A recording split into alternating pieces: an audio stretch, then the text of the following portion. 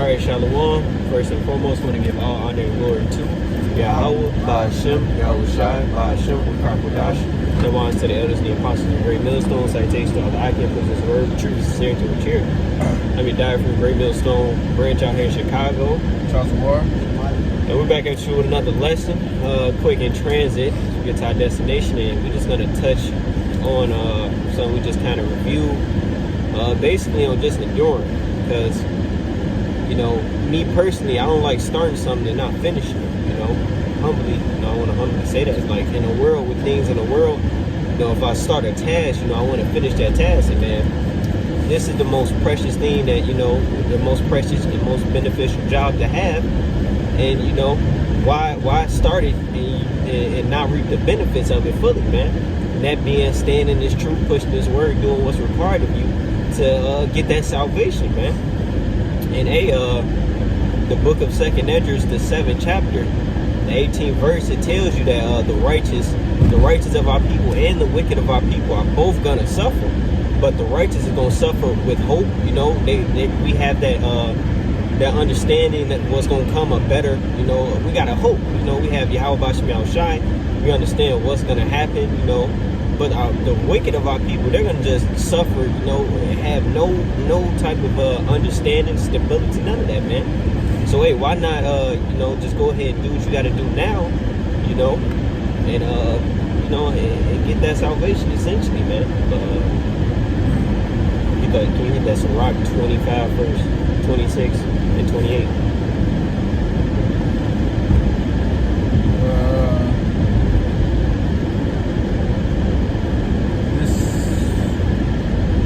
Sirach 26 and 28.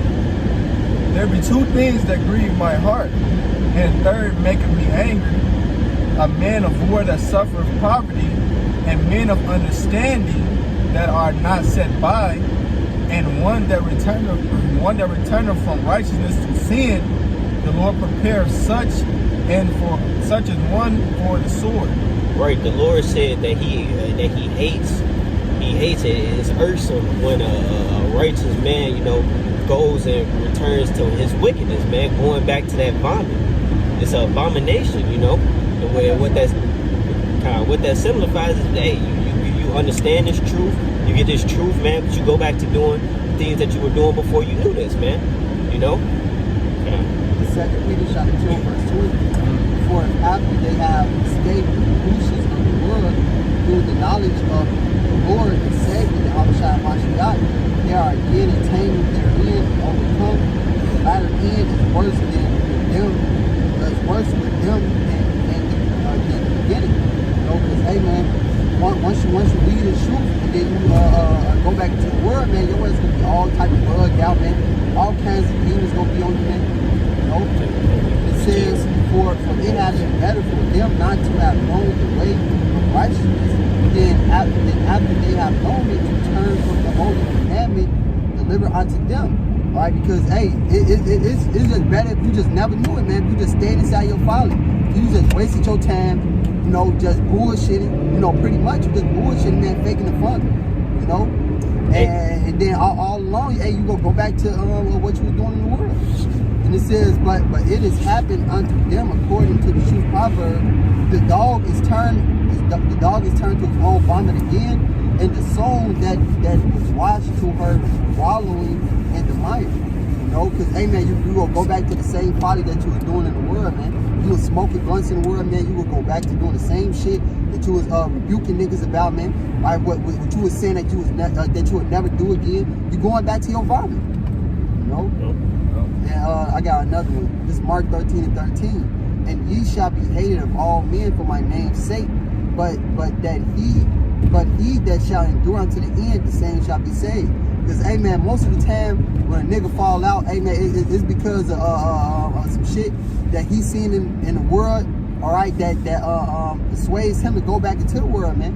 You know, like someone could be talking shit about him, you know, because men, like you said, men hate.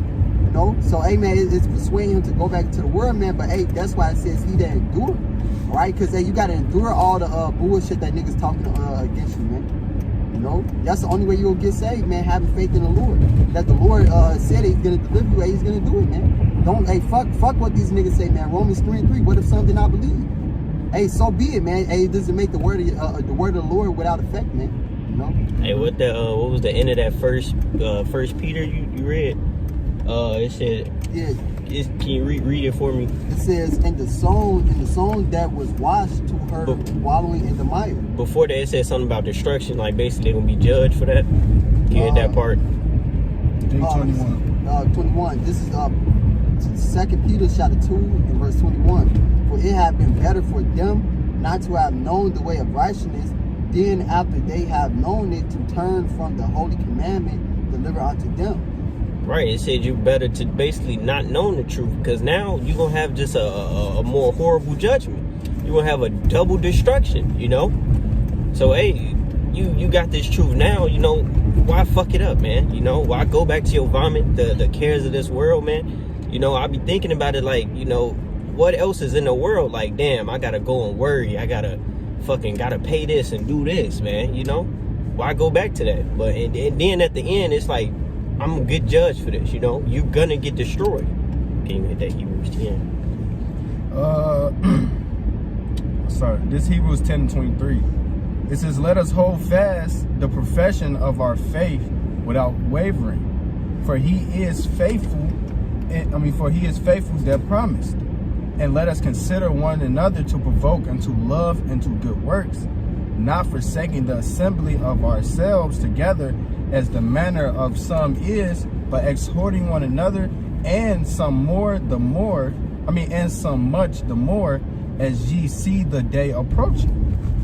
And yeah, so man, we gotta be pushing, man. Hold fast to the profession, just like you said. Hold fast to that which is good. Hey, at the end of the day, it's gonna be destruction. That's the end game, man. This place getting destroyed. People are gonna get judged, man. You either go get judged now and hopefully receive mercy, or you're gonna get judged later and have no mercy. So it's at the end of the day, it's going to happen, man. Something is going to happen. Can I add on to you? There's two lots: salvation or destruction. You know, hey, you can suffer that spiritual fire now, or get that physical fire, man. You know. Verse 26, Hebrews 10:26. For if we sin willingly after that we have received the knowledge of the truth, there remaineth no more sacrifice for sins.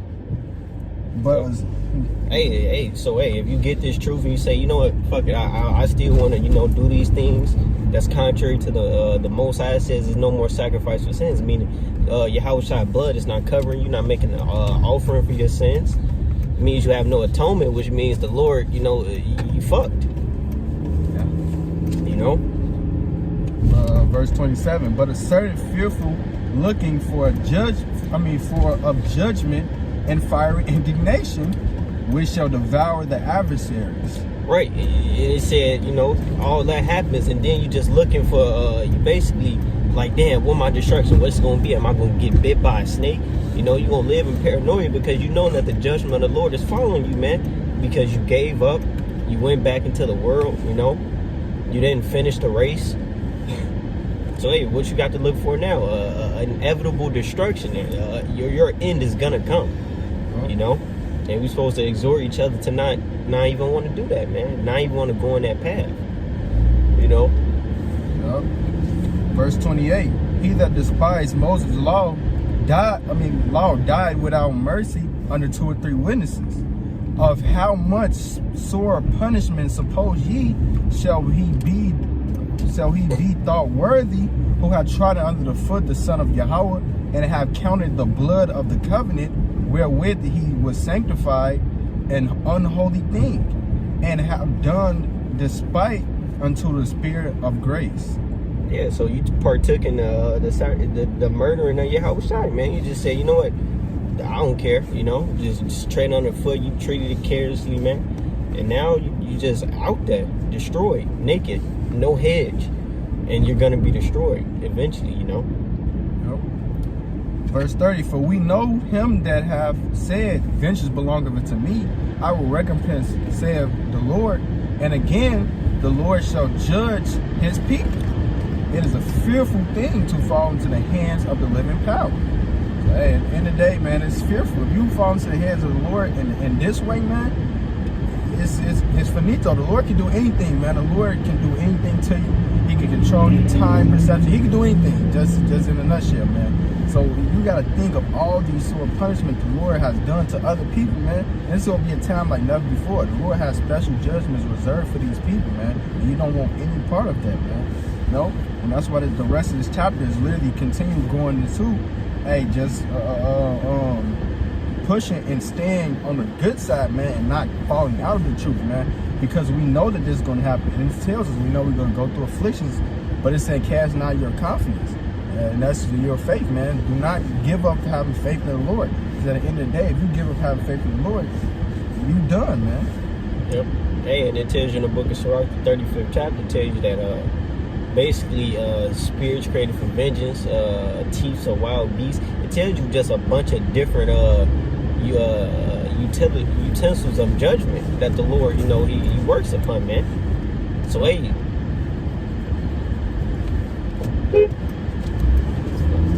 it's like it just tells you the type of different judgments that the Lord, you know, that he has in store, you know. Can somebody grab Ezekiel 3:20? I got one more way y'all got it. Cause this is the cheat code at the end of the day.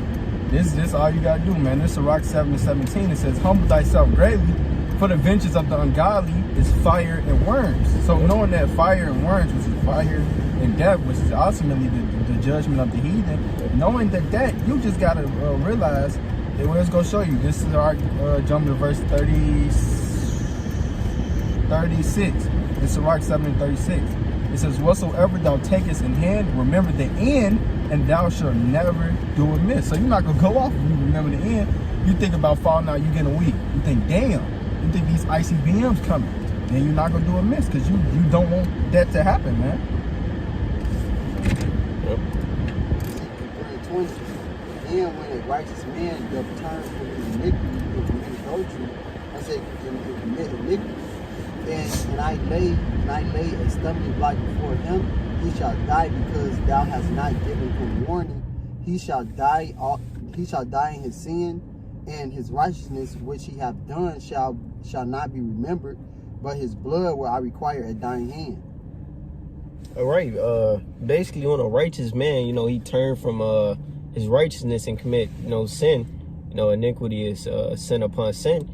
Basically, all the works that you did, all the sit downs that you did, all the people you didn't probably even, you know, the Lord use you to convert, you know, come back into it.